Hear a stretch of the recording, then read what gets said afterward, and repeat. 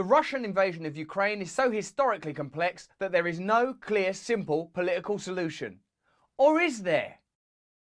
NATO is not proposing to invade, and that's a good thing, because if NATO invaded now in support of the Ukrainians, we would have Third World War, and climate change wouldn't get a chance. We would have destroyed the planet before climate change was completed. So NATO is not going to go there and support the Ukrainians. I have a serious moral problem here, Russell, because I think that my heart is when I see the Ukrainian resistance fighters putting up a great struggle and preventing the Russian tanks from entering Kiev. I celebrate with them, but I know who Putin is. Putin is a ruthless killer.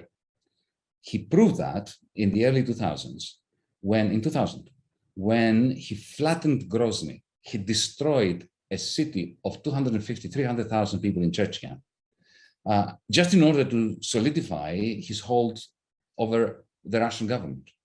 He's perfectly capable of turning, like he turned Grozny into Dresden, turning Kiev into Dresden. So I shudder to think if he does it. So the more our Ukrainian comrades resist his army, the more likely it is that we are going to have that. I'm not suggesting that they should stop resisting. If I were them, I would keep fighting, come what may, even if he flattens the city. But we, from where we are, from the comfort of our own home or studio or whatever, we have a moral imperative to try to find a solution that we could sell to Putin that saves all these tens of or hundreds of thousands of people in the Ukraine and gives them a chance to breathe and a chance for democracy and a chance for independence. Now, the question is, is there anything that Putin would buy as part of such a deal? And I think there is. I think that Putin is ruthless and a killer and a war criminal, Chechnya, right? But he's not dumb. He's a highly trained strategist for the KGB.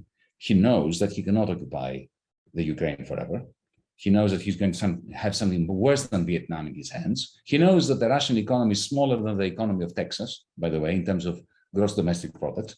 Don't know whether you knew that. Smaller than the economy of Texas. Yeah. He doesn't have the funds to continue. He has the funds to continue to do a lot of damage to the Ukrainians, okay, to destroy a whole generation. But he cannot hold Ukraine.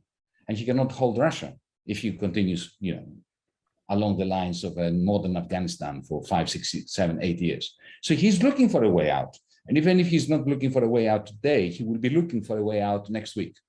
And what is this way out that we can offer him, which is consistent with the interests of the Ukrainians and the rest of the world? Imagine if there was an offer by President Biden, because the European Union doesn't count.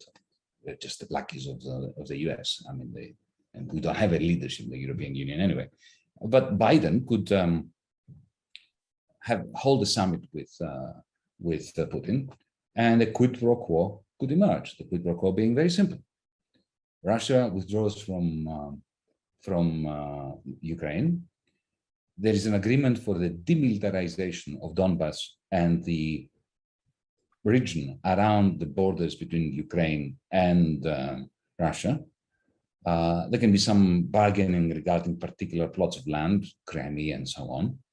And both Russia and the United States guarantee the neutrality and independence of Ukraine. Anybody who says that's giving in to Putin will have to answer, what is the alternative? The alternative is carnage, a prolonged occupation, the permanent division of the Ukraine in the long run, and the toxification of politics both in the Ukraine and in Russia. And allow me to finish. So you gave me the floor, so I'll take advantage of your very kind offer. Look, amongst all this unpleasantness and distress that we all feel, I had some fantastic news today. The Progressive International, which is this body that we set up with Bernie Sanders back in 2018, and now we have organizations representing something like 200 million people around the world. We received a letter signed by several organizations of Russian socialists from Moscow, from St. Petersburg. And